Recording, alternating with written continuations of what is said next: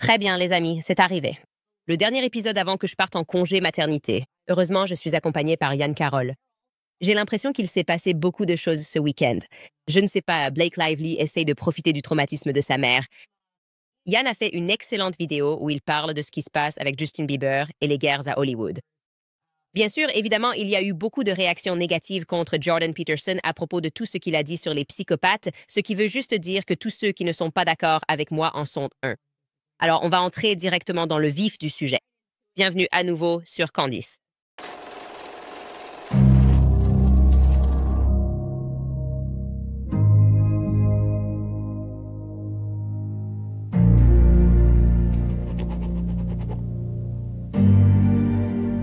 Yann Carroll, ravi de te revoir. Content d'être de retour, content de te voir. Les gens sont ravis que tu prennes la relève pour moi.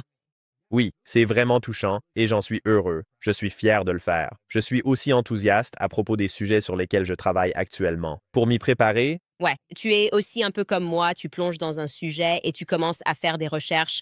et Tu te retrouves soudainement partout. Je regardais une vidéo que tu as faite. On devrait en parler brièvement parce que je pense que tout ça est lié à la psychologie utilisée sur le public, au fait qu'on soit manipulé socialement et on remarque beaucoup de choses en même temps, surtout à Hollywood. C'est un peu comme quand quelqu'un essaye de s'en sortir et soudain on nous dit qu'il est drogué et qu'il est fou. Et tu as fait une vidéo sur Justin Bieber. Alors, quel est ton avis là-dessus? je veux dire, on est encore en plein milieu de ce qui arrive à Justin. Mais en fait, je m'appuyais vraiment sur beaucoup de choses que tu avais dites, beaucoup de choses que Brett avait dites. Et même si tu n'as pas d'informations internes, il suffit de regarder le schéma à Hollywood, le schéma avec toutes ces différentes stars. Et évidemment, ils adoptent une tactique différente avec chaque star en fonction de ce qu'ils peuvent exploiter ou de ce qu'ils peuvent salir ou diffamer. Par exemple, c'était différent avec Michael, puis avec Prince, Britney et Kanye. Et maintenant, avec Justin, ils attaquent ce qu'ils peuvent attaquer. Et une fois que le cercle proche de Justin a commencé à sortir du silence et à dire aux gens ce qui se passait vraiment, il est devenu très évident que les tactiques de diffamation utilisées pour pathologiser Justin, inquiéter ses fans et lui créer une sorte de crise fabriquée étaient en place. C'est exactement le même schéma. Et je veux dire, ça ressemble vraiment à ce qu'ils font. À chaque fois que quelqu'un les menace ou qu'une personne très puissante, importante ou influente essaie de s'éloigner d'eux. Et d'une certaine manière, je pense que dans le cas de Justine, c'est presque encore plus ciblé parce que ce n'est pas le cas. Il ne s'en prend pas à toute l'industrie. On a vraiment l'impression que cette fois, c'est Scooter qui prend personnellement ombrage de ce qui se passe ici. Et Scooter s'est un peu retrouvé piégé au milieu de cet accord avec Hybe. Donc, je pense que c'est un peu un cas où vous avez une personne spécifique, je ne veux pas dire un mafieux, mais vous voyez, quelqu'un qui donne un peu cette impression de Mafieux, parle un peu de l'accord avec Hybe. Donc, Scooter était en train de perdre son client. Scooter est très connu dans l'industrie pour ne pas être, disons, la personne la plus agréable avec qui travailler ou pour qui travailler. Il est génial si vous travaillez pour lui, que vous lui rapportez de l'argent, de la notoriété et du succès. Mais encore et encore, des artistes tout au long de sa carrière l'ont quitté en disant qu'il était super, jusqu'à ce qu'il n'ait plus besoin de vous. Et là, vous êtes mis de côté. Et il avait perdu tous ses artistes, y compris Ariana Grande par exemple, et il y a eu le drame avec Taylor Swift. Et Justin était un peu son dernier grand nom. Et il a vendu toute son entreprise, Ethica Holdings, à HYB, qui est la société de K-pop, un peu comme la mafia coréenne de la musique. Et je suis presque sûr que c'était en 2021. Cela précède ce genre de justice. Le fiasco du World Tour où le visage de Justin a été paralysé et où Justin, tu sais, a accumulé toutes ses dettes. Donc, de mon point de vue, j'ai l'impression que Scooter a un peu vu venir les choses et qu'il essayait de sortir de cette position de manager de talent parce qu'il n'y avait plus aucun talent avec lui Et- pour passer à ce rôle de cadre dirigeant. Et il a réussi ça et il a vendu ce qu'il avait pour $1 milliard à Abe. Et cette entreprise, Ethical Holdings, faisait moins de 200 millions de chiffres d'affaires par an, je crois. Donc, c'est comme s'il vendait ça à une valorisation complètement folle. Et vraisemblablement, c'est parce que cela inclut les droits perpétuels futurs sur Justin Bieber et sa marque. intéressant. D'accord, j'ai pas regardé. Et donc, oui. Donc cette vente à Hybe, ce deal avec Hybe est crucial parce qu'il a lieu avant le Justice World Tour.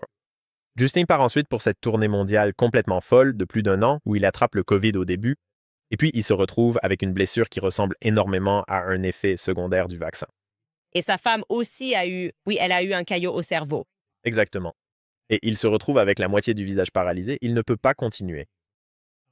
Et donc, je ne suis pas très au clair sur tous les détails parce que je n'ai aucun dossier ou quoi que ce soit. C'est juste ce qu'on m'a raconté à propos de la situation.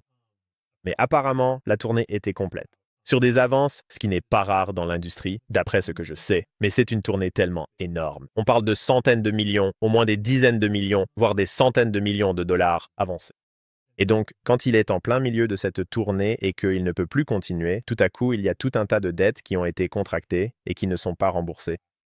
Et évidemment, Justin va voir son management et dit « Donc, on a une assurance, non? Ce n'est pas un problème. On a une assurance pour ce genre de choses. » Et apparemment, ce qu'on lui a alors répondu, c'est que non, tu as rompu ton contrat. Donc, il n'y a pas de versement d'assurance ici. Tu dois en fait couvrir cette dette. Et donc, le management de Justin, que ce soit Scooter, techniquement à la tête de tout ça, ou ses autres managers qui étaient aux commandes, cette équipe de management l'a géré de telle manière que la pop star la plus populaire, l'une des plus grandes stars mondiales, s'est retrouvée avec des centaines de millions de dollars de dettes. Sur une tournée qu'ils avaient mal gérée et qu'il avait eu un...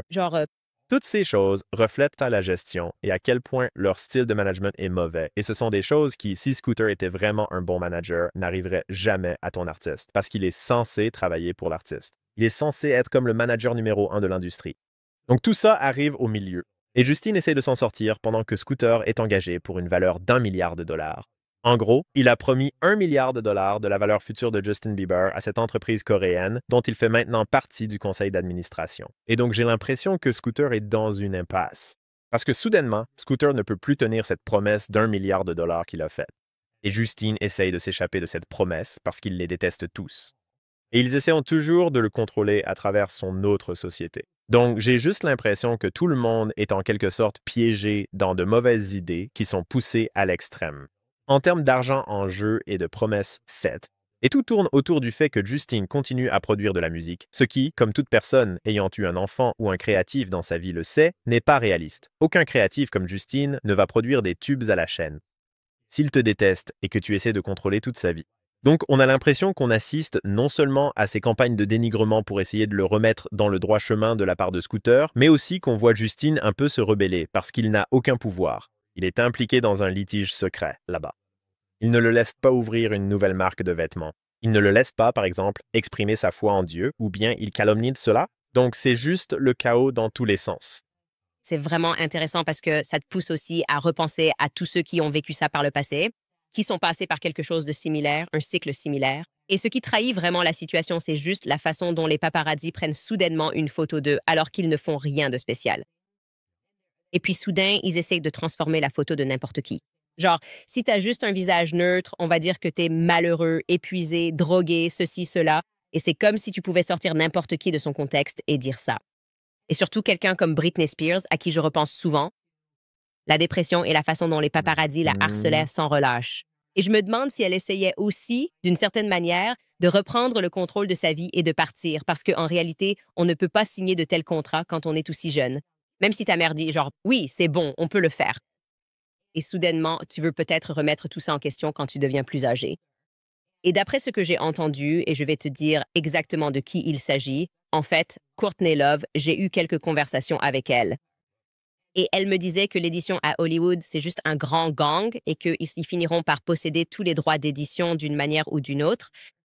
Et je repense à ce que Michael Jackson a dit. Je pense à ce que Prince a dit. Et je regarde Justin Bieber et je me demande, est-ce vraiment de ça qu'il s'agit? C'est-à-dire, tu n'as littéralement pas le droit d'emporter quoi que ce soit d'Hollywood avec toi quand tu pars.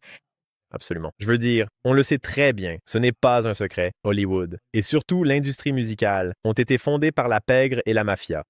Et l'industrie musicale en particulier, on peut, par exemple, se pencher sur les mafieux exacts qui sont célèbres pour avoir été, en quelque sorte, les fondateurs de ce modèle. Et ensuite, on peut regarder l'histoire de l'industrie et voir comment ils ont toujours traité leurs artistes de cette façon. Et ils ont toujours détourné de l'argent de cette manière et blanchi de l'argent de cette manière. Et il n'y a aucune preuve que cela se soit jamais arrêté. Mais il y a des preuves que les mêmes tactiques sont encore utilisées aujourd'hui. Et pour ce qui est des paparazzis, Justin vient de poster. Il le fait de plus en plus, mais il vient juste de publier sur Instagram il y a quelques jours une vidéo de lui-même essayant de sortir de chez lui avec Hailey et les paparazzis qui sont là comme ils le sont. Et je ne peux pas m'empêcher de me demander, est-ce que ce genre d'attention des paparazzis entoure toujours chaque star? Ou est-ce que ça n'arrive que quand quelqu'un veut te salir? Ouais, Et ils ont dit qu'ils... Faire pression. Exactement. Et Mon attaché de presse m'a dit que plus personne ne faisait de paparazzi. Il dit, c'est une autre époque. Les gens ont des téléphones portables. Et il dit ça. Et donc, quand vous voyez ça, c'est parce que quelqu'un appelle et paye quelqu'un d'autre. Ce ne sont pas des paparazzi. C'est tout simplement du harcèlement, une tentative de rendre quelqu'un fou en prétendant que c'est parce qu'il est célèbre. Je crois qu'on a la vidéo, en fait, de ce qu'il a posté sur son Instagram, Justin Bieber. Attention, je suis... D'essayer, si possible, de quitter calmement et prudemment votre maison. Regardez juste ici, s'il vous plaît. Oui, et Hallie est juste derrière lui. Vous pouvez la voir dans une seconde. Attention, les gars. Attention, montre. Dehors, c'est... Fou. Et si vous regardez la tête de ces types, ils n'ont pas l'air de créatifs. Ils ne ressemblent pas vraiment au genre de personnes auxquelles on s'attendrait. Photographe, paparazzi. Très harcelant. Oui, l'idée est vraiment de rendre les gens fous parce qu'ils n'ont aucun moment d'intimité et de les faire craquer. C'est intéressant parce que, et en fait, j'ai tous ces livres que je prévois évidemment de lire pour mon club de lecture. Et celui qui me passionne vraiment, c'est la lecture de Hollywood Babylon. Nous en parlons donc. Livre fou. Les gens doivent le savoir. Si vous n'êtes pas membre, inscrivez-vous. Livre dingue. C'est fou la fondation de Hollywood, les gangs, le nombre de personnes qu'ils ont tuées, le nombre de morts. Et le fait que les médias d'aujourd'hui essaient de discréditer ce livre est incroyable parce que cela montre que les médias ont toujours, comme on l'apprend dans ce livre, fait partie de cet organe, de cette organisation de gangs, ce dont nous sommes évidemment tous bien conscients. Mais le prochain livre que nous allons lire, et cela fait un peu la transition et aborde, parce qu'on le voit aussi en politique, cette tendance à classer une personne comme folle si elle ne rentre pas dans le rang. Ça m'est arrivé l'année dernière. C'est comme si j'étais passée d'une personne totalement incroyable. Oh, elle a tellement de potentiel. Elle est incroyable à... Non, en fait, elle souffre de psychose postpartum. Et le deuxième livre que nous lisons s'appelle L'assaut contre la vérité. Livre fascinant. Et Skylar, tu peux en parler. Nous en avons parlé au club de lecture, mais je vais aussi le partager avec le public, écrit par un gars qui s'appelle Jeffrey Masson. Jeffrey Masson était ce psychanalyste diplômé de Harvard, un homme juif. Et je précise qu'il est juif parce que c'est pertinent, car ils ne peuvent pas simplement dire « Oh, il est antisémite ». Et il a obtenu le travail de ses rêves en tant que directeur adjoint au Centre des archives Sigmund Freud. Donc il a travaillé sous la direction de Sigmund Freud. C'est le père de la psychologie moderne, n'est-ce pas? Il a travaillé sous Anna Freud au Centre des archives Sigmund Freud et il était le prochain sur la liste pour devenir directeur. Alors Jeffrey s'est dit, tu sais quoi, je vais apprendre l'allemand pour pouvoir lire tous ces documents qui n'ont pas été rendus publics. C'est un centre d'archives, donc ils ont accès à des choses auxquelles nous n'avions pas le droit de voir. Alors il apprend l'allemand. Il lit les travaux de Sigmund Freud. Et il se rend soudainement compte que, pour ceux d'entre vous qui n'ont jamais étudié la psychologie ou qui ne connaissent pas un peu Sigmund Freud, si vous écoutez ceci, la partie pertinente est qu'il a beaucoup travaillé sur les enfants et la sexualité. Et au début, il disait en gros que, vous savez, les enfants sont abusés sexuellement par leurs parents. Et puis, il a complètement changé d'avis. Et il est revenu sur sa théorie de la séduction et a dit, en fait, ce sont les enfants qui sont attirés par leurs parents. Et c'était en quelque sorte l'une des choses les plus importantes qu'il ait établies. Il s'intéressait beaucoup aux enfants et à la sexualité. Et il a fouillé dans ses documents et il a dit que Sigmund Freud avait la preuve que ses enfants étaient abusés sexuellement par leurs parents. Et il a réussi, il les a manipulés et il a créé la psychologie moderne et le mouvement psychanalytique pour manipuler les gens et pour comprendre comment on pouvait les manipuler simplement en posant un diagnostic. Quand il disait la vérité sur quelque chose. Donc ce livre, et tu peux aller directement à cette section Skylar si tu veux.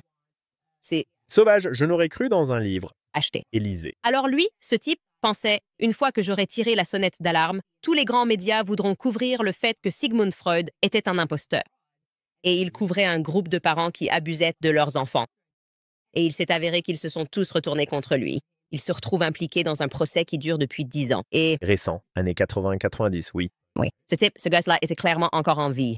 Oui. Et donc, il était censé lui succéder en tant que directeur des archives Sigmund Freud après la mort de ce dernier et d'Anna Freud. Et puis, il tire, La sonnette d'alarme. il commence à parler à Anna et il se dit « Tout le monde va être tellement content que je tire la sonnette d'alarme et que je dise ça. » En fait, le père de la psychologie moderne n'est que le père du gaslighting moderne. Et ses enfants, il avait des preuves cliniques réelles que ses enfants avaient été abusés. C'est fou. OK, et donc ce qui se passe, c'est que tous les médias grand public le salissent, le diffament. Il se retrouve dans un procès en diffamation qui dure 10 ans alors qu'ils essaient de le faire passer pour un fou. Et lui, il se dit « J'ai juste tout fait correctement. » Et donc, pouvoir présenter ce livre est tellement pertinent. Parce que je dis toujours qu'il faut revenir au début pour comprendre les tactiques qu'ils ont utilisées. Parce que Sigmund Freud, sa famille, la famille Bernays, devient ensuite le père de la propagande moderne, Edward Bernays, qui a mené la propagande de la Première et de la Seconde Guerre mondiale pour faire détester les Allemands aux Américains, pour nous faire prendre un petit déjeuner. Enfin, je veux dire, il y a énormément de choses qu'Edward Bernays a faites. C'était son neveu, et il continue, et il contrôle aussi. Aujourd'hui, les relations publiques modernes, la plus grande personnalité des RP au monde, c'est Matthew Freud, qui est comme son arrière-arrière-petit-fils. C'est donc super important. Et donc, quand je vois ces tactiques et qu'on en arrive là, évidemment, on aurait dû parler de ce rapport anodin de Jordan Peterson. Comme tout le monde, il conteste que je sois un psychopathe. Tu te dis juste, OK, on est toujours là. Voilà ce que dit la communauté psychologique en réalité. C'est ce qu'il est. C'est un psychologue professionnel, un vrai professionnel. Et quand tu n'obtiens pas ce que tu veux ou que le public ne fait pas ce que tu attends, tu es censé les traiter de fous et les manipuler. Diaboliquement intelligent.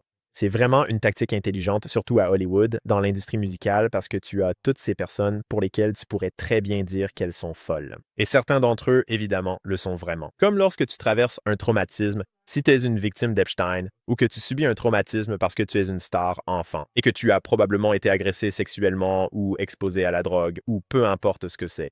Il est alors très facile de faire croire qu'ils sont fous. Mais encore et encore, tu remarques que peu importe leur état mental, le FBI a enquêté sur Michael Jackson pendant 10 ans et n'a trouvé aucune preuve des accusations portées contre lui, pour ne citer qu'un exemple. C'est ça. Et il représentait clairement une menace pour l'industrie musicale. Alors il continue de pathologiser les gens encore et encore. Il acquérait des droits. Exactement. J'ai regardé ta vidéo. Michael Jackson était en train d'acquérir des droits de propriété. Il possédait le catalogue des Beatles et ils ont juste réagi en disant « En fait, c'est un pédophile ». Ouais. Et le père de la psychologie moderne enseignait cela. Donc, quand tu vois que quelqu'un fait des études en psychologie, c'est un livre tellement important parce que je sais que, évidemment, tu t'inscris dans cette filière. Je ne t'accuse pas d'approuver tout cela parce qu'on ne connaît pas les sources de toutes ces choses. On pense à Sigmund Freud et on entend juste qu'il est génial. Non, ce type était un professionnel de la manipulation psychologique, le chef en la matière. Quand j'ai entendu parler pour la première fois de la théorie de Sigmund Freud, je crois que c'était au collège, ça m'a mis la puce à l'oreille. Je me suis dit, ça ne va pas. C'est bizarre. Je n'ai jamais... Toute cette histoire de complexe d'Oedipe, ça ne tient pas la route, même quand on est enfant. Et adulte ou à n'importe quel âge, ça ne passe pas du tout si tu es un minimum normal.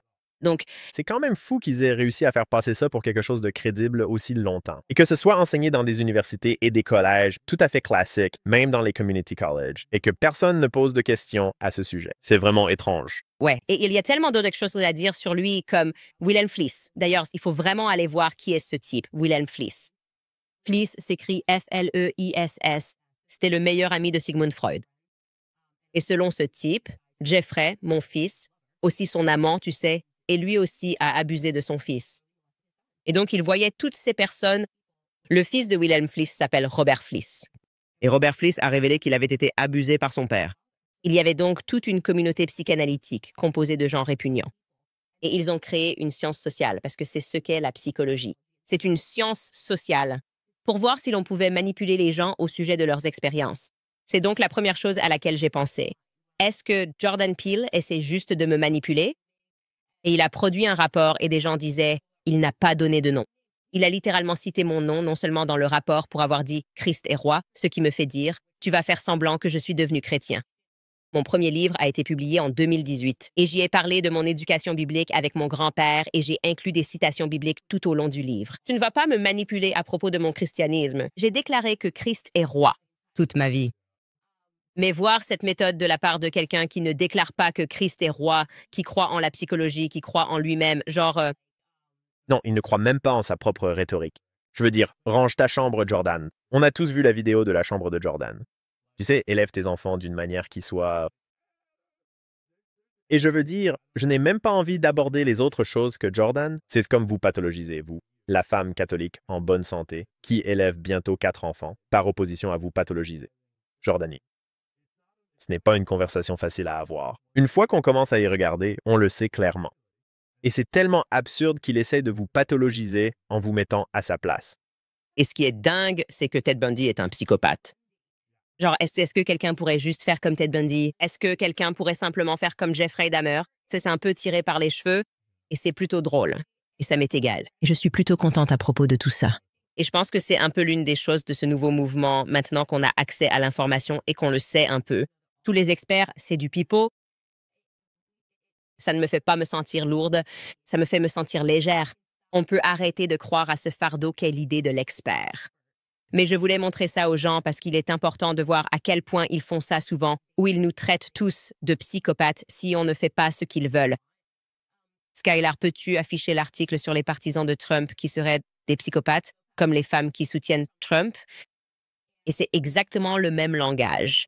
Les femmes qui soutiennent Trump présentent une psychopathie subclinique légèrement plus élevée, selon une étude. Et ça parle encore une fois de la triade noire, de la tétrade noire de traits qu'elles auraient. Ensuite, il y a par exemple l'article de Science Directe pendant le COVID. Je crois que j'ai mis un lien là-dedans. Regardons aussi celui-ci, où il parle de la prévention du COVID-19. Le comportement est différemment motivé par la psychopathie primaire, le narcissisme et les traits vulnérables de la triade noire. C'est ça, en fait. C'est ce qu'ils font. C'est comme, si tu ne fais pas ce qu'on veut que tu fasses, on va t'accuser d'être un psychopathe. Et c'est comme, mec, je veux juste voir ma grand-mère pendant le COVID. Et j'aime bien Trump, en fait. Genre, est-ce que ça fait de moi un psychopathe? Je ne suis pas Ted Bundy non plus. Ouais. Ou, tout simplement, j'ai envie de croire ce qu'Anthony Fauci lui-même a dit sur les masques il y a 3 mois, au début du COVID. Et maintenant, ouais, je veux juste croire ce qu'il a dit sur l'immunité collective il y a 3 mois dans des déclarations officielles. Et puis soudainement, c'est le contraire. Mais je suis un psychopathe pour tout ça. Et je pense que pendant le COVID, on a eu une certaine dose de « fais confiance aux experts ». Et beaucoup de gens se sont rendus compte que, en fait, ces experts en santé peuvent être contrôlés. Mais maintenant, avec l'affaire Douglas Murray, l'affaire Jordan Peterson et tous ceux qui se situent entre les deux, je pense que ça nous réveille un peu genre « Ah, ce sont tous les experts ». Ce n'est pas juste. Ceux-là. Il y en a aussi qui, et il y en a aussi qui. Et il ne s'agit pas seulement de ceux qui travaillent à la Maison-Blanche ou dans ce genre de domaine. Ce sont aussi celles qui seront diffusées dans notre podcast. Ce sont aussi ceux qui sortent et font des apparitions médiatiques. Et je pense que les gens commencent à prendre conscience de l'enjeu global. Et Je pense que cette vision d'ensemble nous pousse à nous interroger sur ce qu'est vraiment l'université, non? À quoi sert réellement l'université? Est-ce simplement un moyen d'endoctriner les gens dans différentes formes de culte de la compréhension? Ils croient en leur propre expertise sans même savoir d'où provient cette expertise. Et c'est pour cela que j'ai dit, en revenant en arrière et en parlant d'Hollywood, lire ces livres, ces vieux livres, ou lire ce livre plus récent de Jeffrey Mason, où il revient en arrière et dit simplement la vérité. Je viens de lire les propres écrits de Sigmund Freud, ses propres études, ses propres journaux, ses propres carnets, et il a quand même été manipulé, traité de tous les noms, et il a dû se battre pour sa vie et sa réputation. Et je me sens bénie. Je ne connais pas cet homme, je ne l'ai pas contacté, mais le fait que je puisse, offrir une tribune à cet homme qui s'est battu avec tant de noblesse pour exposer tout le domaine de la psychologie, mais que devons-nous penser du fait qu'il savait cela? Et Sigmund Freud est encore célébré dans nos universités. Yann, je pense d'abord que si on regarde la période, c'est vers 1890-1900 à la charnière du siècle. comme L'âge d'or, le sommet de la révolution industrielle. Et on parle là des barons voleurs. Tu sais, la Réserve fédérale est sur le point d'être fondée. C'est l'époque des J.P. Morgans de ce monde. C'est, si je ne me trompe pas, l'époque des Carnegie et des Vanderbilt. C'est l'ère où l'on atteint une sorte de pic dans la disparité des richesses, un écart énorme entre la classe supérieure et la classe inférieure, mais avec un contrôle médiatique très strict. La plupart des gens sont encore analphabètes. La plupart des gens, il n'y avait certainement pas de télévision ni aucun moyen de diffusion de l'information à cette époque. Donc ils vivaient dans un monde où il y avait ces élites extrêmement riches qui faisaient Dieu sait quoi, au point qu'ils avaient besoin de gens comme Sigmund Freud pour expliquer ces choses. Et ils montent dans le train, mais pour aller où? La tendance européenne à la Banque centrale et au financement des guerres des deux côtés, tout ça était déjà bien en place vers 1900. Mais ils n'avaient pas encore obtenu la réserve fédérale. Donc, nous sommes à une époque où l'élite puissante du monde, ces élites mondialistes, étaient au sommet de leur art et sur le point de réaliser leur plus grand coup d'État de tous les temps, à savoir la création de la réserve fédérale.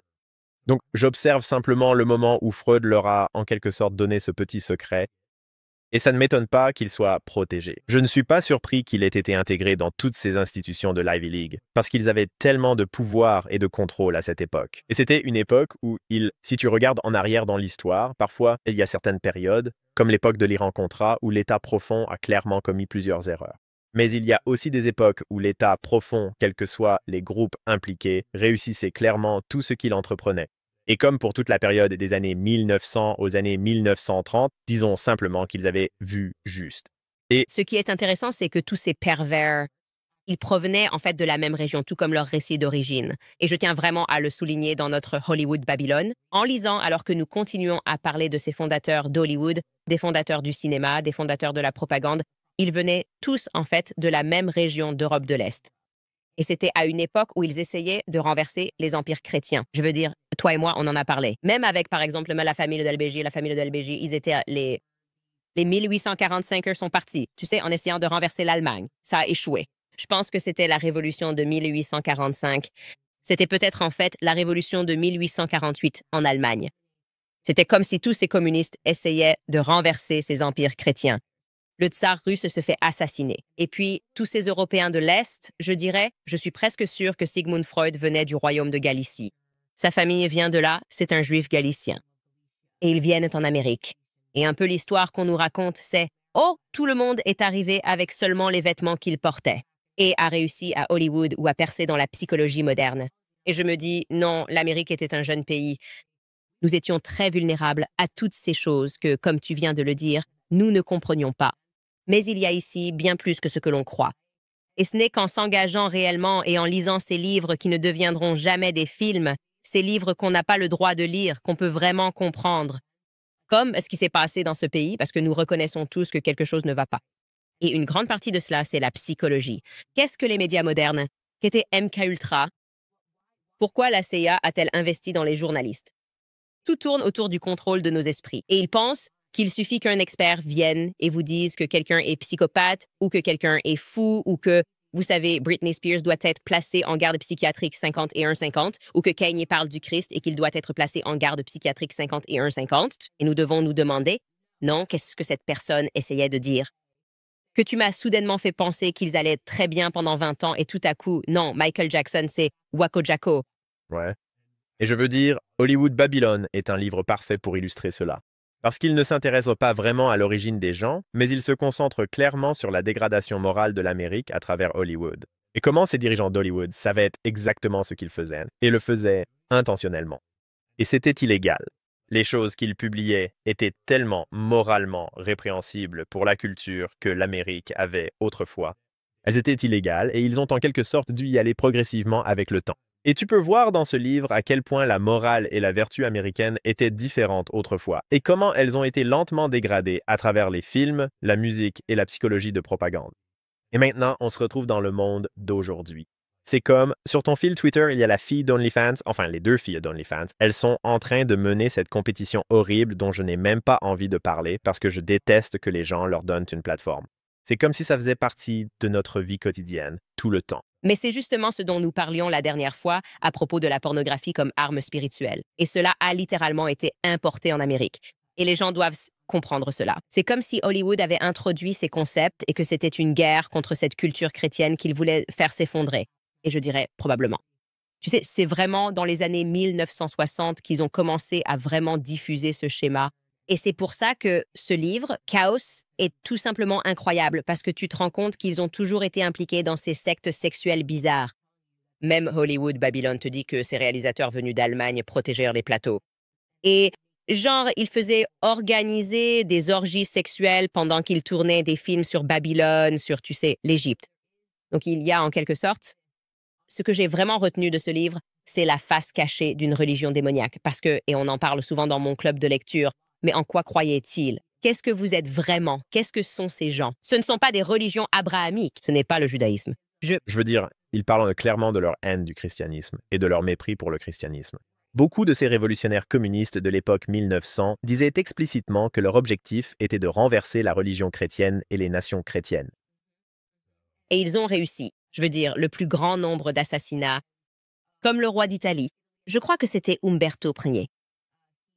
Lui, celui qui l'a assassiné, était motivé par Emma Goldman. Je te parlais d'elle? Ouais. Terrier de Lapin. Cette femme, oui, tout un pan de l'histoire qui passe inaperçu et qui a introduit le féminisme en Amérique en contrôlant, en quelque sorte, Margaret Sanger. Tout ce que nous savons de notre histoire est totalement faux. Et ça te fait vraiment te demander si on ne vit pas dans la matrice. Quand tu vois tout ça, tu te dis « Attends, c'est totalement plausible. » Rien n'est réel. Les médias ne sont pas réels. Tu sais, Emmanuel Macron président, ce n'est pas réel. Ils peuvent simplement choisir des gens, les propulser, en faire des dirigeants, leur donner des diplômes et te faire croire que ce sont des experts, alors que toute ta vie est guidée par eux. Et je me dis, je crois qu'on vit vraiment dans la matrice. La réalité n'est pas du tout ce qu'elle semble être. Mais les gens semblent soudainement se réveiller maintenant. Ouais, c'est le genre de reportage, ce type d'histoire. Ce sont celles qui me font vraiment me demander s'il n'y a pas une sorte de conspiration Illuminati derrière tout ça. Parce que beaucoup de jours, c'est facile pour moi de retomber dans les conspirations un peu banales du genre « Ouais, ça, cette entreprise complote avec celle-là » et que ce milliardaire complote dans ce truc-là. Et tout ça, ça arrive vraiment. Mais quand tu regardes ces choses à plus grande échelle, comme les questions d'idéologie de genre, le communisme, tu sais, le contrôle d'Hollywood et de l'industrie musicale, c'est dans ces domaines-là que ça devient vraiment... Il y a de vraies preuves. Ce ne sont pas juste des théories farfelues, ce sont des preuves. Et quand tu vois ça se reproduire encore et encore, à travers de nombreuses générations de musiciens, de nombreuses générations de stars de la musique ou, de stars de cinéma, ce n'est pas le genre de choses qui prouvent une petite conspiration ou un petit groupe, c'est la preuve d'un vaste mécanisme de contrôle. D'une certaine manière, ça fonctionne comme une secte ou une mafia ou... Oui, les deux. Société secrète, appelle ça comme tu veux. Oui, c'est ce genre de choses.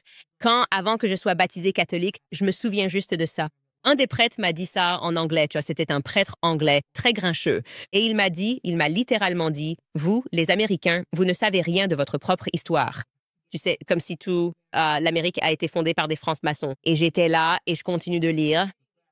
Je continue de lire et je ne sais pas. Il y a d'ailleurs un livre que je lis en ce moment et j'ai hâte de le finir. Il s'appelle La Fondation secrète de l'Amérique.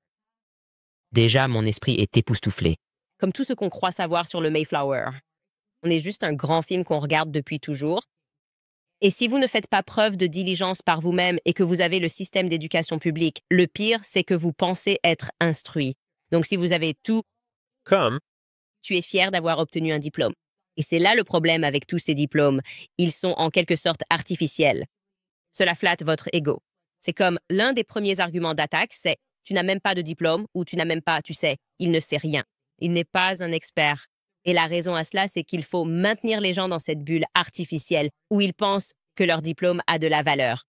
Parce que ce que le diplôme signifie réellement, c'est que tu as terminé un cursus dans ta propre déséducation. Et ce n'est pas seulement ta propre déséducation. Et en plus, on t'a fait payer pour ça. À quel point c'est complètement fou. N'est-ce pas? S'endetter, c'est différent que de payer directement. On crée de l'argent fictif qui n'existait pas avant. Tu ne l'as pas. Tu vas rembourser pendant 20 ans, le reste de ta vie, peu importe combien de temps. Ce sera. En psychologie, on te dit que tu seras un raté si tu ne vas pas à l'université. Si tu n'y vas pas, tu ne pourras pas apprendre le féminisme, ceci, cela. Mais ils vont reconditionner ta dette, la mettre en garantie, puis gagner de l'argent dessus de 4 façons différentes pendant que tu travailles pour la rembourser. C'est ça. Je pense que tu es déjà asservi économiquement avant même d'entrer dans le vrai monde. Je vais juste lire quelques publicités. Tout d'abord, je vais parler de Preborn. Vous savez à quel point j'aime Preborn. Nous vivons dans une culture qui dit aux femmes que la maternité est un fardeau et que choisir la vie met fin à leur liberté. C'est faux. Preborn est la plus grande organisation pro-vie du pays qui défend la vérité. Ils croient que les femmes méritent mieux que l'avortement et ils le prouvent chaque jour. Grâce à des échographies gratuites et à un accompagnement bienveillant jusqu'à 2 ans après la naissance du bébé, Preborn aide les femmes à voir leur force, leur valeur et leur avenir. Et lorsqu'une femme voit son bébé lors d'une échographie, elle est 2 fois plus susceptible de choisir la vie. Non pas parce que quelqu'un l'y a forcé, mais parce qu'elle a vu la vérité par elle-même. Il s'agit d'aider les femmes à prendre des décisions éclairées et de leur montrer qu'elles ne sont pas seules. Pour donner, il suffit de composer le dièse 250 et de dire le mot-clé « bébé ». Encore une fois, c'est dièse 250 bébé. Ou vous pouvez faire un don en toute sécurité sur preborn.com/Candice. C'est preborn.com/Candice. De plus, la date limite pour les impôts est peut-être passée, mais pour des millions d'Américains, les vrais ennuis ne font que commencer. Si vous avez manqué la date limite du 15 avril ou si vous devez encore des arriérés d'impôts, l'IRS renforce ses contrôles. Chaque jour d'attente ne fait qu'aggraver la situation, avec plus de 5000 nouveaux privilèges fiscaux déposés quotidiennement et des mesures telles que des saisies de biens, des blocages de comptes bancaires et des saisies sur salaire. L'IRS exerce une pression à un niveau que nous n'avions pas vu depuis des années. L'augmentation de la surveillance administrative signifie que les recouvrements s'accélèrent. La bonne nouvelle, c'est qu'il est encore temps pour Tax Network USA de vous aider. Que vous soyez travailleur indépendant ou chef d'entreprise, cela n'a pas d'importance. Même si votre comptabilité est en désordre, il s'occupe de tout. Tax Network USA est spécialisé dans la remise en ordre des situations financières chaotiques et vous remet rapidement sur la bonne voie. Même après la date limite, il n'est pas trop tard pour reprendre le contrôle. Votre consultation sera entièrement gratuite. Et agir maintenant pourrait stopper les pénalités, les lettres de menace et toutes les mauvaises surprises avant qu'elles ne s'aggravent. Alors appelez le 1-809-58 000 ou rendez-vous sur tnusa.com. / Candace. Comme je l'ai dit, vous avez peut-être manqué le 15 avril, mais vous n'êtes pas à court d'options. Alors laissez Tax Network USA vous aider avant que l'IRS ne passe à l'action. 1-809-58 000 ou rendez-vous sur tnusa.com. / Candace. J'ai l'impression qu'on est déjà dans pas mal d'ennuis. Donc c'est super. On va juste continuer parce que, vous savez, on va simplement continuer à parler de toutes les choses dont on n'a pas le droit de parler. Et l'une des choses qui me rend folle, c'est quand ils sortent ces extraits de leur contexte. Et même quand ils écrivent les articles, ils disent « Candace Owens dit Sigmund Freud ». Je suis là, Sigmund Freud, à protéger des pédophiles, je me dis. Je n'ai pas dit ça. C'est le directeur du Sigmund Freud Archive Center qui a dit ça, lui qui a travaillé sous Anna Freud et lu ses travaux. Et même ce petit geste de retirer quelque chose, ça essaie de nous faire tous passer pour des fous. Exactement. Pourquoi font-ils ça? Parce qu'ils ont besoin que les gens n'aillent pas à la source, qu'ils n'accèdent pas à la vérité. Mais ça ne marche pas en ce moment. Non, ça ne marche pas. Et c'est la seule chose qu'ils semblent vraiment avoir dans leur arsenal. Soit la censure, tout faire taire, ou bien essayer de jouer sur cette sorte de barrière mentale qu'ils ont installée chez tous ceux qu'ils ont éduqués. Dans le sens où tu ne peux pas écouter cette personne. C'est un cinglé. N'écoute pas Candace. C'est une folle. Mais le problème, c'est qu'il suffit qu'ils t'entendent une seule fois dans ta forme originale. Et, tu vois, il suffit qu'ils écoutent plus de 15 secondes. Et puis soudain, dans les 10 secondes suivantes, ils se disent « Attends une minute. Elle, tu n'as pas partagé l'autre partie de ce qu'elle a dit, là où elle a donné la source, n'est-ce pas? » Et ironiquement, souvent, les gens dans notre position sont bien meilleurs pour partager nos sources. Parce que ça compte pour nous, premièrement parce qu'on s'en soucie, parce que c'est la bonne chose à faire, mais aussi parce que nos moyens de subsistance sont en jeu. Et si tu ne partages pas tes sources, tu es dans de beaux draps. Alors que les médias traditionnels partagent rarement leurs sources. Et souvent, quand ils le font, par exemple, Politico est célèbre pour ça. Ce que je préfère chez Politico, c'est qu'ils partagent leurs sources et que ce soit juste un lien vers d'autres articles de Politico. Et tu te retrouves à tourner en rond dans des petits cercles Politico, d'article en article, sans jamais trouver de véritables sources primaires. Ce n'est que du vent. Donc je dis, ce n'est que du vent. Ce ne sont que des mots inventés. C'est juste un grand cercle vicieux. C'est juste eux qui disent « Nous sommes les experts et nous venons de l'affirmer ». Qu'est-ce que tu es censé faire? Il suffit de rédiger un rapport et de dire « Je suis docteur et j'ai un doctorat ». Et donc, je dis que cette personne est Ted Bundy. Et ce qui m'a vraiment dérangé avec la classification de psychopathe, c'est que je me disais « Attends une seconde ». Ça sous-entend que j'ai des tendances violentes. Qu'est-ce que j'ai fait dans ma vie pour que tu puisses juste sortir ça et dire, tu sais quoi, je vais juste qualifier cette personne de violente. Tu sais, cette personne pourrait potentiellement devenir violente parce qu'elle déclare que le Christ est roi. Complètement dingue. Mais ce que j'ai vraiment aimé, c'est la réaction de Tim Pool à tout ça. Et la raison pour laquelle j'ai aimé, c'est parce que Tim Pool, c'est, tu sais, le gars avec le bonnet, non? Qui anime un podcast dans genre un studio de skate et il voit clair à travers les bêtises de Jordan Peterson qui fait semblant. Qu'on est tous trop stupides pour reconnaître ce que tu fais en essayant maintenant de diagnostiquer des gens qui sont simplement en désaccord avec toi, qui ont une perspective différente de la tienne. Alors, montrons juste cet extrait de Tim Pool parce que j'ai trouvé ça vraiment génial. Le problème, c'est qu'environ 4 à 5 % de la population, quelque chose comme ça, correspond au cluster B selon les termes du DSM-5. Histrionique, narcissique, antisocial, psychopathe, et ils présentent des traits de la tétrade noire. Ils sont machiavéliques. Oh, pardon, tétrade noire. J'ai dit triade, je me suis trompée. C'est à peu près 4 %. D'accord, donc la question est, comment ces personnes manœuvrent-elles? Et la réponse est simple. Ils vont là où se trouve le pouvoir, et ils adoptent ces idées, et ils se placent même à l'avant-garde de ce mouvement. Mais ces idées sont totalement hors de propos. Ils ne font que se comporter comme des pharisiens. Ce sont la version moderne des pharisiens. Ce sont ceux qui utilisent le nom de Dieu en vain. Droite. OK, faisons une petite pause rapide, parce que c'est en gros ce qu'il dit. Candace Owens. OK, j'ai récupéré le tweet de « Voyons si je peux le retrouver ici. » Voici. Jordan Peterson a tweeté que Candace Owens était une véritable impostrice du cycle Ferris. Elle proclame avec véhémence sa dévotion au Christ sans autre raison que d'évaluer son propre statut.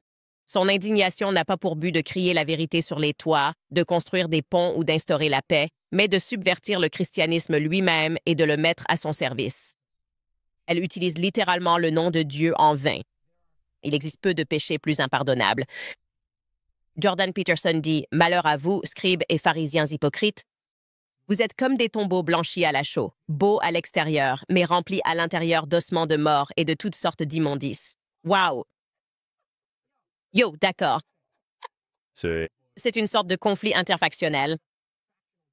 Quand Jordan Peterson mentionne les individus du cluster B, la tétrade noire, ils vont là où se trouve le pouvoir. En ce moment, c'est la presse d'entreprise. C'est exactement ce que c'était. La raison pour laquelle ils avancent tous ensemble, la raison pour laquelle ils mentent, c'est qu'ils ne sont pas là pour la vérité. Ils cherchent le pouvoir et l'influence. Je travaille pour certaines de ces organisations. La raison pour laquelle les gens y trouvent un emploi, c'est parce qu'ils veulent passer la plateforme pour obtenir des abonnés. Ils veulent être célèbres, ils ne veulent pas. Ils vous disent des choses comme « J'ai toujours voulu être une journaliste d'investigation comme Nellie Bly. Je voulais être comme elle. » Tu te dis « Ah, donc tu recherches la vanité et l'attention. » OK, c'est un peu injuste. Si tu veux imiter de bons comportements, c'est très bien. Mais en général, pour beaucoup de ces personnes, elles ne disent pas qu'elles voulaient faire du bon travail. Ils disent qu'ils voulaient cette position et la révérence qui l'accompagnait. C'est eux. Proclamer la vertu morale. Peu importe que ce soit à droite ou à gauche, ou chrétien, ou juif, ou musulman. Ils envahissent l'espace des idées, puis ils utilisent ces idées comme de fausses armes pour faire avancer leur avantage narcissique. Et donc, tu te retrouves avec ce problème, et la droite va devoir y faire face de plus en plus, surtout parce que la gauche a dû y faire face quand elle était au pouvoir. Comment identifier les parasites psychopathes? 4% de la population porte vos vêtements. Je ne citerai personne. Tu es noir. Vous êtes habillé. Yo! Omi vient-il de traiter Candace Owens de parasite psychopathe? Allez, regarde, je l'ai tweeté. J'ai tweeté ça après cette vidéo en disant au docteur Peterson à qui faites-vous référence. Il a traité Candace Owens de pharisienne, une prétendante pharisaïque au nom du Seigneur, en vain. Ensuite, il fait ce segment, ce passage. Ils ont ce document qu'il a publié. Yo, il est littéralement en train de la traiter de psychopathe. Parasite psychopathe, un individu dangereux et manipulateur. C'est comme si Tim Pool lui avait lu ses droits, direct. C'est genre, mec, qu'est-ce que tu fais? Genre, aie au moins le courage de me mentionner directement et de m'appeler une SALOPE. Je peux gérer ça. Je suis une grande fille. Mais essayer de déguiser ça dans un discours et d'utiliser ton diplôme de psychologie pour faire tout ça juste parce que t'es contrarié. Parce que genre, je devais travailler là-dessus depuis que je suis enfant. Parce que, comme je l'ai dit, mon premier livre raconte toute l'histoire de la façon dont mon grand-père insistait pour que nous fassions des études bibliques, chaque matin au petit déjeuner, et à quel point il était engagé dans sa foi. Donc, je devais être tellement investi dans ce jeu que je l'ai commencé à 7 ans avec mon grand-père. C'est pour ça que tu es si doué, vraiment, parce que, enfin, pour être une vraie, comment on appelle ça? Prétendant pharisien, parasite, enfin, tu sais, il faut les faire commencer jeunes. Et j'adore la façon dont il utilise tout ce jargon, ce charabia, pour dire, en gros, enfin, je ne dis pas que Jordan fait ça, mais il s'en approche sacrément, où nous discutons avec des sources de ce que nous voyons dans l'actualité, comme nos journalistes sont censés le faire. Et maintenant, on a un psychologue qui s'incruste pour intervenir dans la discussion et dire « Oh, arrêtez de parler, vous êtes cinglé. Vous êtes cinglé, vous êtes un parasite. Fermez-la, j'ai de grands mots. » C'est comme « Ok, mec, tu ne fais pas partie de cette discussion parce qu'ici, on parle de choses avec des sources. Tu veux parler des faits? Tu veux nous traiter de menteurs? Genre, tu veux vraiment? Tu veux discuter des preuves dont on parle? Ou juste insulter tout le monde? » Et moi, d'ailleurs, c'est ça le truc. Il se croit trop au-dessus de nous pour juste dire, tu sais quoi, elle m'a énervé. Enlève tes créoles et dis-moi juste des trucs méchants. Je peux gérer ça. Franchement, mais ça me va très bien. Mais ne fais pas semblant d'être au-dessus des attaques ad hominem et de prétendre que tu as réfléchi à tout ça de façon clinique et psychologique. C'est juste une autre époque, tu vois? Tu vois ce que je veux dire? C'est juste une autre époque. Vraiment, les Gen Z ne vont pas tomber dans ce piège. Les millennials, tout le monde se réveille et on le sent tout de suite dès que tu essayes. Voilà pourquoi j'adore Tim Pool, il déchire tout avec son bonnet. Genre, mec, on a vu ton tweet datant d'il y a 2 semaines. Maintenant, vous êtes en tournée et vous répétez la même chose. Mais ce que Tim Pool comprend mal, c'est que je ne sais pas si c'est un conflit interne. Ce n'est pas le cas. Il n'y a pas de conflit entre factions. Je n'en ai pas. Jordanie? Si vous regardez, vous pouvez venir vous asseoir sur cette chaise. Je pense que tout se résume à ma capacité à voir clair dans ce que je dis, vous savez. Et je pense que lorsque les gens se sentent compris et qu'ils peuvent dire « Oh, elle vient de me faire remarquer que je ne vis pas selon la façon dont je dis aux gens de vivre », ça a tendance à plonger les gens dans une sorte de spirale infernale. Mais je n'ai aucun problème avec lui. Je veux que Jordan Peterson soit la personne dont il parle dans son livre. Je veux qu'il soit un exemple pour les jeunes hommes. Nous avons besoin de plus d'exemples pour les jeunes hommes. Ce n'est pas personnel pour moi. Ce n'est tout simplement pas personnel pour moi. Et je pense que beaucoup de ces personnes qui, vous savez, poursuivent cette campagne de manipulation, aussi bien celles devant l'écran que probablement celles derrière, je pense qu'une grande partie d'entre elles sont sans doute des personnes plus âgées. Et je pense que beaucoup d'entre elles ne comprennent pas A, le pouvoir exact de la façon dont les réseaux sociaux se propagent réellement et la manière dont les gens réagissent vraiment. Je ne pense pas qu'ils réalisent à quel point le public des jeunes est meilleur pour lire les commentaires, vérifier les ratios de likes, regarder les partages et, en fait, obtenir toute la version de l'histoire. Je ne pense pas qu'ils se rendent compte à quel point ils échouent dans ce domaine. Parce qu'en réalité, ils ne savent pas utiliser le média aussi bien que le public. Et donc, ils continuent simplement à gaffer encore et encore. Et Douglas Murray et Jordan Peterson ne sont que deux exemples, mais ce sont des exemples frappants de ces sortes de néocons un peu dinosaures qui essaient des tactiques dépassées qui, en réalité, ne font que te mettre davantage en valeur. Je sais, merci. J'étais là, genre, je ne porte rien. En ce moment, j'arrive à peine à rentrer dans quoi que ce soit. Je dois accoucher cette semaine. C'est dans 4 jours. Je n'essaie pas de porter les vêtements de quelqu'un d'autre. D'accord. Vu ton parcours incroyable et l'ampleur de ton succès, tu es sans doute l'une des personnes les moins narcissiques de ce secteur. J'ai rencontré beaucoup de gens ici. Beaucoup sont formidables, mais il y a aussi des narcissiques et tu n'en fais pas partie. Tu es super. Détendu. Je veux vraiment juste m'amuser et discuter d'idées avec des gens sur Internet. Et je me sens incroyablement chanceuse. Tu sais, j'ai un mari qui m'aime. J'ai des enfants dont je suis littéralement obsédée. Je pense qu'ils sont tout simplement les personnes les plus adorables du monde. Et je veux que les gens trouvent ce bonheur. Et je pense vraiment que cela ne vient que du fait de ne pas chercher l'approbation du monde extérieur. Tu vois ce que je veux dire? Comme savoir vraiment que j'ai des choses qu'on ne peut pas m'enlever. Poser la tête sur l'oreiller et savoir que tu dis la vérité. Si tu te trompes, que tu as l'humilité de revenir. Et je t'ai vu faire ça, et je le fais aussi. Et je me dis, tu sais quoi, j'ai dit ça. Et en fait, ce n'était pas juste. Donc, je veux corriger cela. Et je suis tellement heureux qu'on entre dans cette énergie que, genre, les médias traditionnels échouent, les experts échouent. Et les gens sont en colère à propos d'Ian Carroll. J'adore regarder les gens partir dans une spirale de colère contre Ian Carroll parce que je me dis, il est tellement heureux et il s'en fiche complètement. Il va continuer à faire des vidéos. Vous êtes littéralement déclenché par un gars dont le TikTok dit « Ouais, pas un expert, mais intéressé. » Tu es intéressé. Ouais. Et les gens apprécient ça. Juste essayer d'apprendre des choses et de s'amuser. Et oui, comme Douglas Murray qui essaie de faire croire à Joe que j'étais un expert. Ma bio Twitter dit littéralement « Pas expert en quoi que ce soit, sauf en sarcasme. » Et tu as tellement raison, ça me passe complètement au-dessus. Et tu as dit quelque chose de vraiment important que je veux souligner, c'est que quand tu as, comme l'amour dans tes relations humaines, dans ta vraie vie, avec de vraies connexions, avec de vraies personnes qui t'apportent chaque jour, Internet n'est qu'un jeu auquel tu joues sur ton téléphone. Et ça n'a aucune importance. Et je pense que, malheureusement, l'Amérique est tellement remplie de gens sans amour dans leur vie immédiate, sans vraie connexion, sans mariage heureux, sans relation parentale heureuse, que beaucoup de personnes manquent en réalité de véritables liens humains. Ainsi, Internet devient un substitut aux liens humains, mais Internet est surtout X. Il est conçu pour se nourrir de haine, de colère et de disputes. Et l'algorithme est aussi très doué pour vous fournir des arguments agressifs. Et tant de gens se transforment en robots enragés alors qu'au fond, ils sont de bonnes personnes. Ils n'ont tout simplement rien qui leur remplisse le cœur pour les aider à maintenir cette énergie. C'est pourquoi les gens ont besoin de Dieu. Vraiment. Je pense que les gens ont besoin de Dieu. Et c'est comme si tu avais juste besoin de te remplir spirituellement avec autre chose. Mais comme je l'ai dit, c'est vraiment un beau tournant. J'essaie de faire des prédictions pour Hollywood. Parce que toi et moi, on disait un peu avant qu'on soit en direct qu'il y a tellement d'éléments qui se rassemblent exactement en même temps. Et c'est magnifique parce que cela réunit la gauche et la droite, ce qu'on n'aurait jamais cru possible. Et c'est pour ça que j'étais obsédée. Et je sais que tu ne sais pas grand-chose à ce sujet avec cette affaire Blake Lively, mais ce qu'il y a au fond, c'est vraiment, en quelque sorte, la fin d'Hollywood. C'est réaliser que les personnes que nous avons mises sur ces piédestaux ne sont pas de bonnes personnes, que ce sont des gens égocentriques et maniaques, et qui veulent juste obtenir ce qu'ils veulent, et qui tiennent tellement à ce retour positif du public qu'ils sont prêts à tout dire ou faire. Et si tu connais probablement juste quelques bribes de l'affaire Blake Lively, J'ai suivi un petit peu. Ce n'était pas une histoire d'édition, d'ailleurs. C'est comme si elle voulait juste détruire ce type, Justine Baldoni, pour lui prendre son film. Bref, elle fait la promotion. Pour son prochain film qui est A Simple Favor 2 et parce qu'on a pu regarder. Et ce qui était si unique dans cette affaire, c'est qu'on avait une femme qui portait une accusation, en l'occurrence Blake. Et si tu lis ce qu'elle dit, ça paraît horrible, ce qu'elle dit qu'on lui a fait sur le plateau.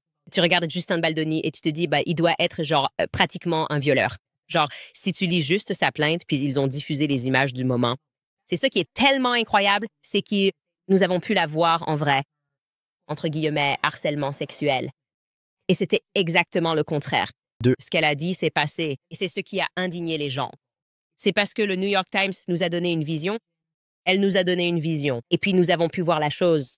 Et les gens étaient très frustrés. Donc, elle est récemment apparue à ce gala, et ce week-end, parce qu'elle a été honorée par le Time Gala pour être une personne formidable, pour avoir fait un don à Black Lives Matter en 2019. Ça n'a aucun sens. Mais très bon coup de communication. Eh bien, Dépenser. de l'argent. La ville doit brûler. Et donc, la façon dont elle essaye de se sortir de ce coup de com', c'est elle amène sa mère à ce gala du Time et elle fait un discours sur le fait que sa mère a été agressée sexuellement ou violée. Genre, tu vas juste utiliser les incidents de quelqu'un d'autre. Je veux vous faire écouter un extrait de son discours, car je ne savais pas quoi penser de cette manœuvre de communication. OK, j'ai peut-être inventé des choses, mais laissez-moi vous parler de ce que ma mère a vécu dans les années 80. Écoutez ça. Ma mère n'a jamais obtenu justice de la part de son collègue de travail, qui a tenté de lui ôter la vie alors qu'elle était mère de 3 jeunes enfants. Des années avant ma naissance, elle a toujours attribué le fait que son cœur bat encore aujourd'hui à l'histoire qu'elle a entendue d'une autre femme dans une situation similaire qui parlait à la radio. Alors que ma mère rentrait chez elle un jour, totalement inconsciente de ce que l'avenir lui réservait et qu'elle ferait appel à ce moment crucial pour sauver sa propre vie. La femme a raconté douloureusement et en détail comment elle s'était échappée. Et c'est parce qu'elle a entendu cette femme parler de son expérience qu'au lieu de se refermer dans la peur et une honte injuste, ma mère est en vie aujourd'hui. Elle a été sauvée par une femme dont elle ne connaîtra jamais le nom. Je suis en vie et je me tiens ici avec vous tous aujourd'hui, honorée grâce à une femme dont je ne connaîtrai jamais le nom. Je suis là et ma mère est là parce que cette femme non seulement a survécu, mais elle a aussi expliqué aux autres comment elle y était parvenue. Yann, ton avis? C'est juste un coup de communication que je n'ai jamais vu auparavant. C'est comme si on m'avait pris la main dans le sac en train de mentir. Et donc, je vais juste essayer d'en profiter. Et tu sais, évidemment, si cela est arrivé à sa mère, c'est terrible. C'est affreux. Je suis content que sa mère y ait survécu. Mais c'est ça, le coup de communication. Peut-être une mauvaise stratégie. Si vous vous faites prendre à accuser faussement de viol, en gros, évitez peut-être d'exploiter d'autres situations de viol. Jussie Smollett, lui, il est genre, vous savez quoi? J'ai compris. Je me suis fait prendre avec ce faux nœud coulant dans mon sandwich du métro. Mais laissez-moi vous parler de mon grand-oncle. Il a vraiment été victime de racisme. En fait, il m'a juste laissé lui tenir la main ici. Et si je suis là aujourd'hui à jouer la fausse victime de racisme, c'est parce que mon arrière-grand-père, lui, a vraiment été victime de racisme. C'est tellement étrange. C'est étrange. C'est une stratégie de communication vraiment bizarre de se dire « je vais juste profiter de quelqu'un qui a vraiment survécu à quelque chose parce que je me suis fait prendre avec le sandwich du métro et le nœud coulant dans le froid arctique de Chicago. Et je m'appelle Jussie Smollett. Mais je connais des gens qui ont vraiment été lynchés. J'ai des amis noirs, J'ai des amis noirs. C'est l'impression que ça donne. Genre, c'est Comme si c'était le moment « j'ai des amis noirs », tu vois? Et je n'arrivais pas à croire. Je me disais « voilà ce que je veux dire ». Ils ne comprennent pas que le public n'adhère pas à ça. Le public voit clair dans ce jeu. Encore une fois, rien de personnel contre ta mère. Je suis sûre que sa mère a vécu tout ça, vraiment. Mais c'est juste quoi? Aussi, d'un point de vue technique, c'était une façon de raconter l'histoire assez confuse. Parce que si j'ai bien compris, sa mère avait entendu le témoignage d'une survivante. Et puis, lors d'une situation d'abus, sa mère s'est retrouvée dans cette situation et ce récit l'a inspirée. C'était une histoire un peu confuse. Et donc, d'un point de vue de conteur, tu sais, comme nous sommes des personnes qui communiquent pour vivre, moi, j'étais un peu perdu sur ce qu'était réellement l'histoire et ce que le gala n'était pas. Est-ce que le gala avait un rapport avec le viol? Non, le gala. Elle était honorée pour avoir donné de l'argent à...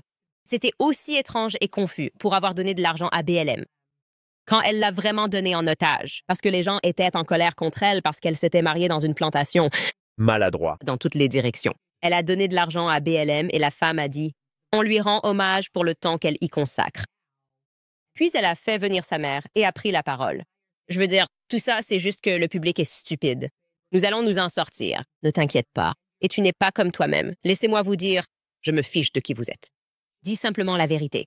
Nous sommes très clairement entrés dans l'ère du « dis la putain de vérité ». D'accord. Nous le prendrons, quoi que ce soit. Je jure que cela aurait pu être fait il y a des mois. Tout ce que je fais, c'est me dire « Tu sais quoi? J'étais en train de trébucher. Je veux que Blake dise juste « J'étais en train de trébucher ». Ouais. Et je dirais « Je respecte ça ». Tu vois ce que je veux dire? Exactement. Je respecte ça. Exactement.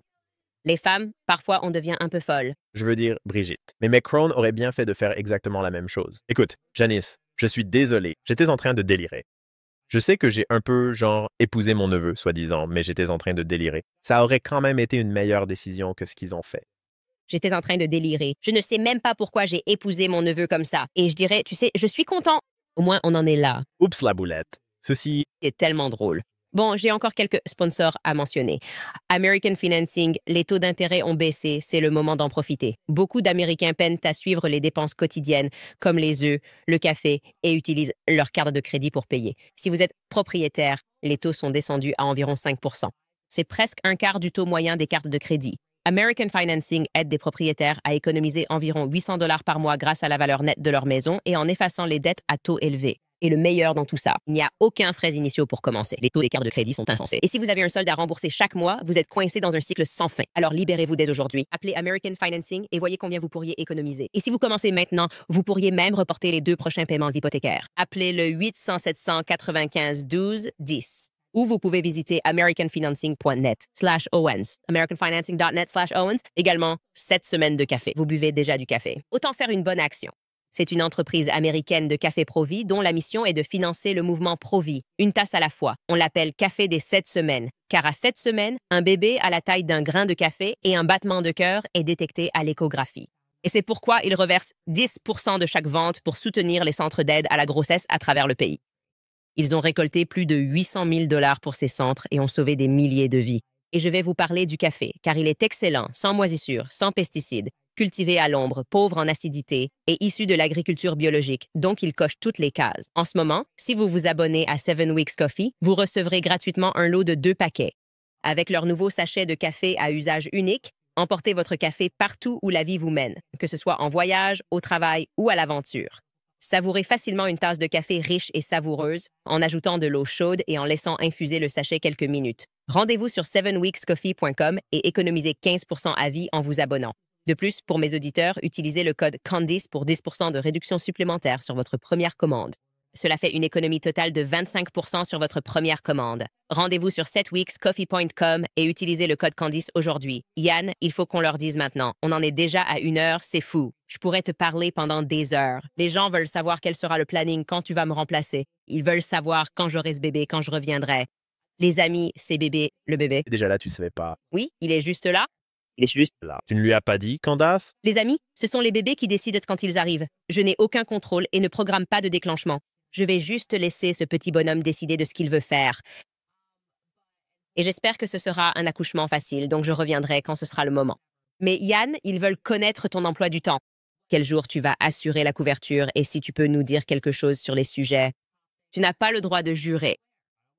Je peux m'en sortir. Sans problème. J'avais l'habitude de... Donner des cours, je fais semblant d'être chrétien. Donc tu sais, ma période chrétienne psychopathe. T'inquiète pas, je peux le faire. Mon faux écouteur est en train de tomber. Donc je me dis, il faut que je sorte mon agenda pour être sûr d'avoir les bonnes dates.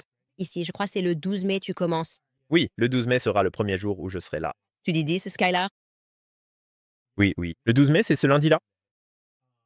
Et ensuite, on fera probablement 3 épisodes par semaine. Et si je gère vraiment bien et que je tiens le rythme parce que tu travailles dur, vous sortez beaucoup d'émissions. Et je veux dire, ça demande beaucoup de recherche et tout ça. Donc si on assure 3 jours par semaine, on pourrait passer à 4. Mais tu sais, tu mets la barre très haut. Et donc je resterai ici aussi longtemps que tu auras besoin de moi, n'est-ce pas? Et j'ai quelques... Autre chose, je pourrais aimer ça que je les garde ici. C'est vraiment sympa ici à Nashville. Et c'est vraiment agréable. Ton équipe est géniale. Mais oui, je suis censé rester ici jusqu'à 8 semaines, plus ou moins. En cas d'imprévu, je reste tant que tu as besoin de moi. Si vous êtes prêt à revenir plus tôt, revenez plus tôt. Et s'il aborde un sujet super passionnant, je vais évidemment intervenir même pour des choses plus ou moins banales. Je lui disais même que je commençais à me renseigner sur les affaires de Brian Koberger dans l'Idaho. Il se trouve donc dans une situation dangereuse. Je comprends pourquoi il nous déteste. En fait, j'ai totalement de l'empathie à ce sujet. Tu sais, je me dis, tu sais quoi? On est juste tellement passionnés. Ouais, C'est dur d'être dans l'équipe des mensonges. exactement. Ils mentent et ils nous détestent parce qu'on dit la vérité. Mais je vais quand même passer de temps en temps. Je vais continuer à suivre à propos du club de lecture.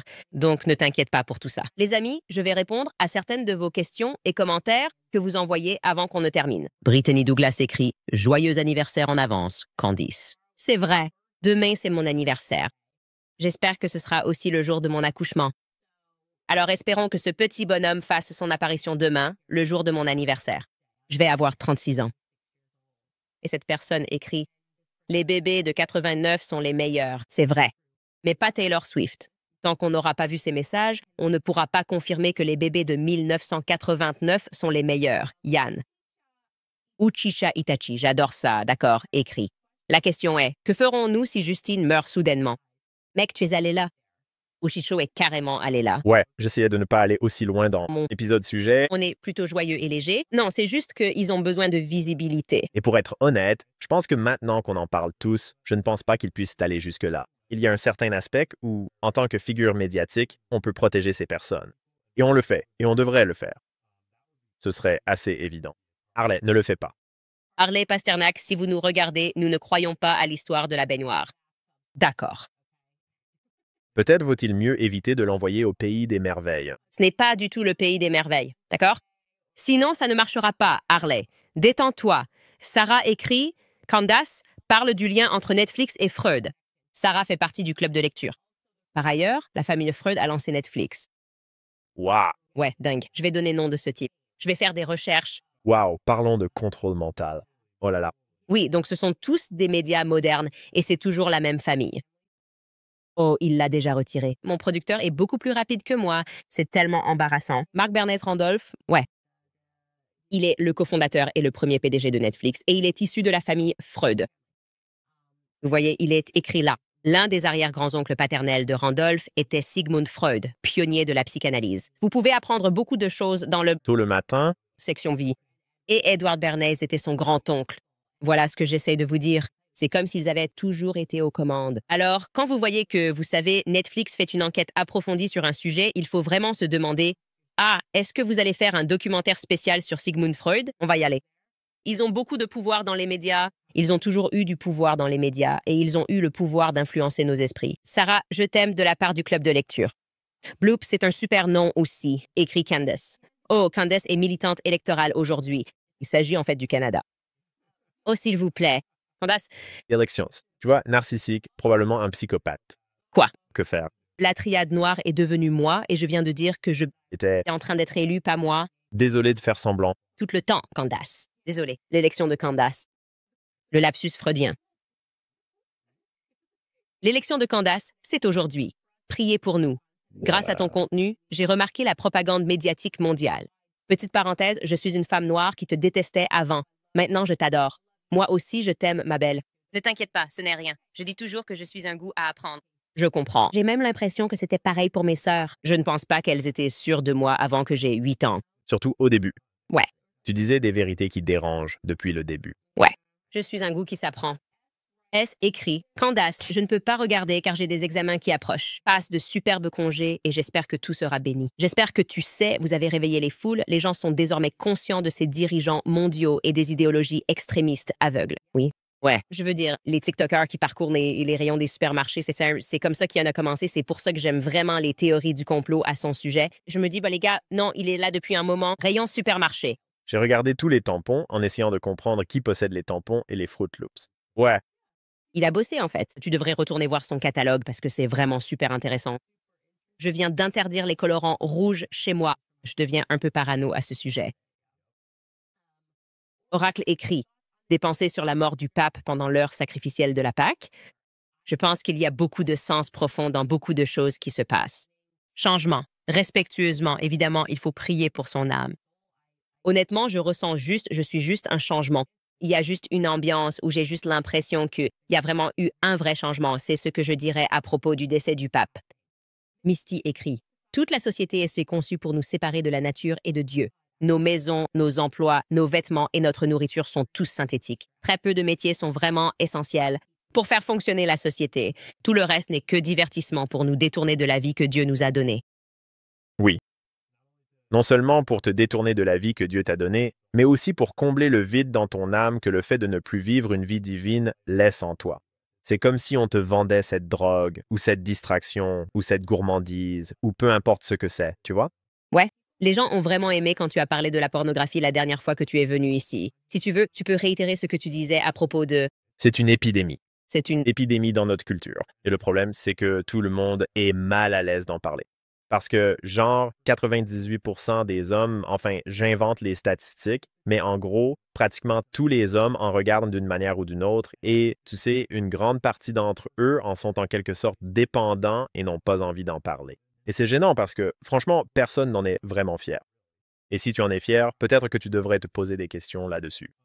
Et les femmes non plus n'ont pas vraiment envie d'en parler, en fait. Personne n'est vraiment en position d'aborder le sujet. Du coup, les hommes sur Internet se sont un peu retrouvés à... Enfin, il faut bien que quelqu'un en parle. C'est ça. Et c'est gênant pour tous ceux qui devraient en parler. Et ce n'est pas gênant uniquement pour ceux qui sont dedans, qui font partie du problème.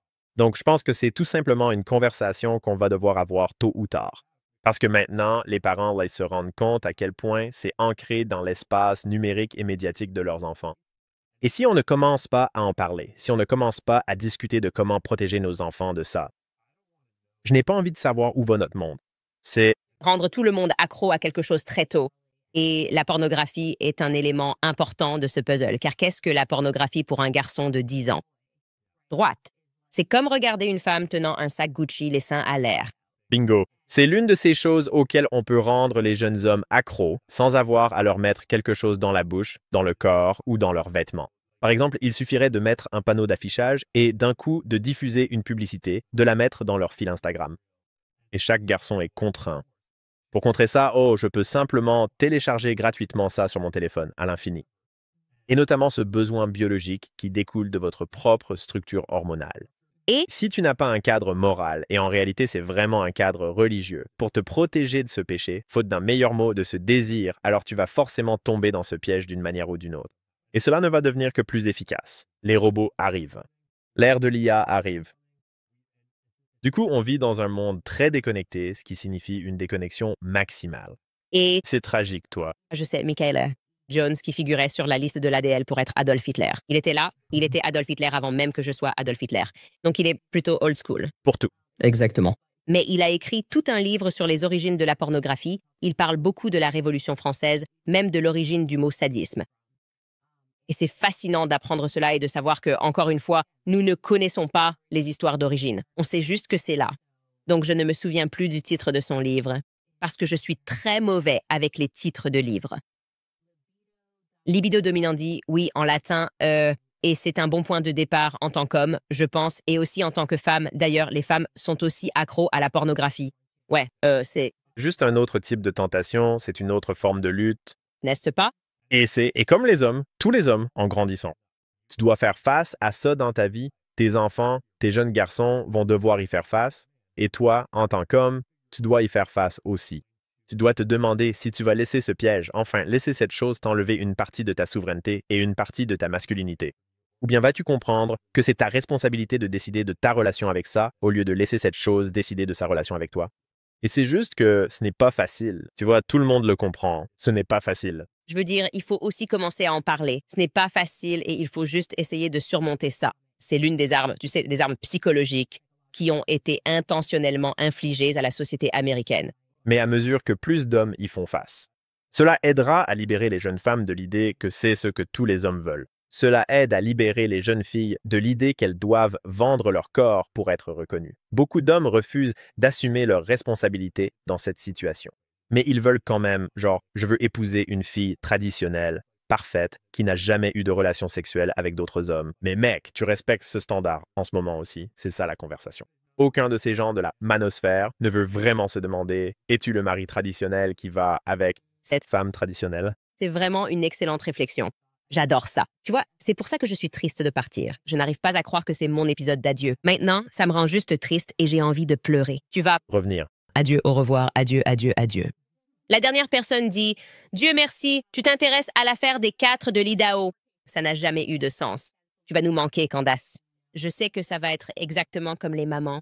On est juste, tu sais quoi, parce qu'on était tellement bouleversés que cela puisse arriver sur un campus universitaire. Ensuite, ils ne nous ont donné aucun détail et rien n'avait vraiment de sens.